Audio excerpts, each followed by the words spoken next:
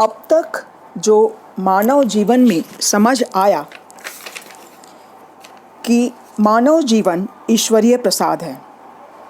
पूरी सृष्टि में जैसा कि शास्त्र विदित है, कुल 84 लाख योनियां हैं, जिसमें मानव सर्वश्रेष्ठ योनि है, क्योंकि मानव योनि में ही केवल समझ की शक्ति होती है। बाकी पशु, कीट आदि योनि में जीव समझ नहीं सकता। शायद इसीलिए तुलसीदास जी ने कहा, बड़े भाग मानुष तन पावा। अब मानव जीवन में प्रत्येक मानव अपने प्रारब्ध कर्म और संस्कार के अनुरूप जीवन पाता है। ये भी हो सकता है कि इस जीवन से पहले कई मानव जन्म हुए हों और प्रत्येक जन्म में किए गए कर्मों के फलस्वरूप आगे का जीवन अच्छा या बुरा बनता गया। किसी भी व्यक्ति की जन्मपत्री से जो हम देखते हैं वह पिछले जन्म के कर्मानुसार ही जन्मपत्री होती है। अर्थात जन्मपत्री मतलब पिछले जन्म के किए गए कर्म। अब जो व्यक्ति कुछ भी वर्तमान जीवन में पुरुषार्थ ना करे तो वह जन्मपत्री अनुसार जीवन जी लेता है। पर ऐसा भी देखा गया है कि कुछ लोग जन्मपत्री के फल से अलग भी जीवन जी के दिखा देते हैं। ऐसा क्यों?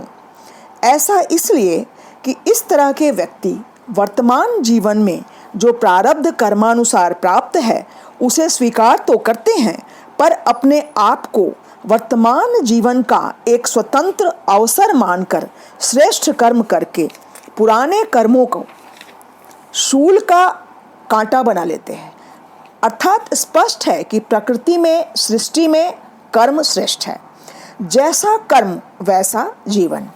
पिछले जन्म के कर्म पर तो हमारा अधिकार नहीं है, पर वर्तमान समय पर हमारा अधिकार है। उसे हम ज़्यादा से ज़्यादा उच्च कोटि का कर्म करके पिछले जीवन के प्रारब्ध फल को कम या बदल भी सकते हैं और वर्तमान को श्रेष्ठ कर अगला भी श्रेष्ठ जीवन कर सकते हैं। तो इसका अर्थ यह हुआ, मानव जीवन में कर्म का बहुत बड़ा अर्थ एवं महत्व है। अब कर्म क्या है, कैसे होता है? वैज्ञानिक परिभाषा में तो कार्य बराबर बल गुने दूरी होती है। अर्थात जब बल द्वारा दूरी तय करके कुछ हुआ तो वह कार्य हुआ। पर यहाँ मनुष्य जीवन के कर्म का हमारे सोच और विचार से बहुत गहरा संबंध है। यूँ कहें कि हमारे प्रत्येक कार्य हमारे विचारों का ही प्रतिफल है। इसको हम एक उदाहरण से सरलता से समझ सकते हैं कि अगर हम सोचते हैं कि हम यह कार्य करना है तो कार्य से पहले हम उसे विचारों में जीते हैं। अगर हम लगातार विचार सुदृढ़ करते रहते हैं कि हमें यह करना है तो वो हम कार्य के रूप में कर लेते हैं। उदाहरण के स्वरूप यदि हम सुबह उठना चाहें और हम बार बार सोचते हैं कि हमें सुबह उठना है तो हम सुबह अपने आप ही उठ जाते हैं।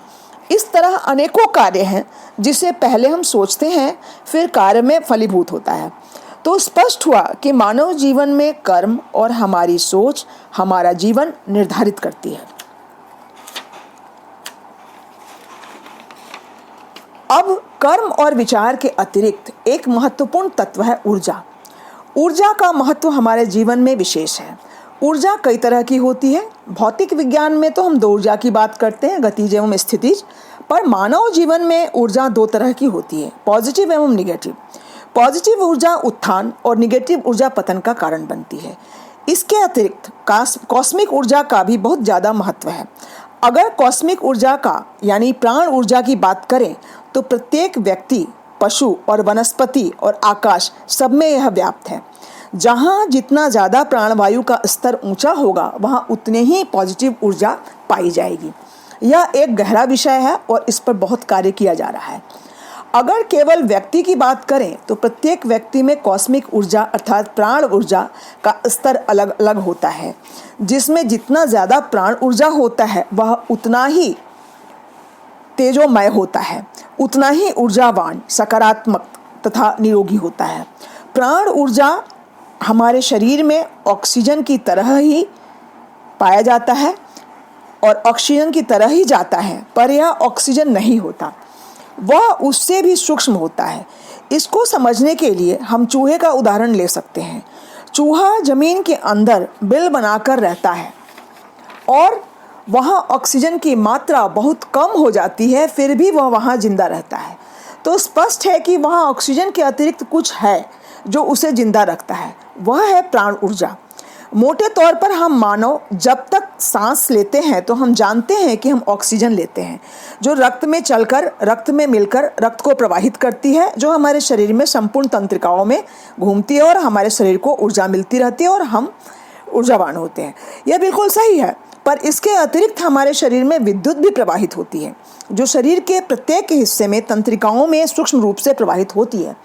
अगर हमारे शरीर के किसी हिस्से में यह विद्युत कम प्रवाहित होती है तो वह हिस्सा रोगी होने लगता है।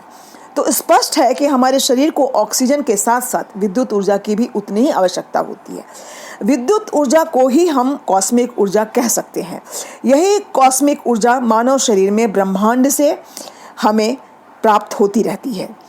अब यहाँ यह समझने की आवश्यकता है कि हमारे शरीर में कम ज़्यादा क्यों जाती है। हमारे शरीर से परे हमारे शरीर की एक चेतना होती है, यानी कॉन्शियसनेस, जो मूल रूप से आत्मचेतना भी कह सकते हैं। हम अगर आंख बंद कर कर भी कुछ देख सकते हैं तो वह कॉन्शियसनेस ही है।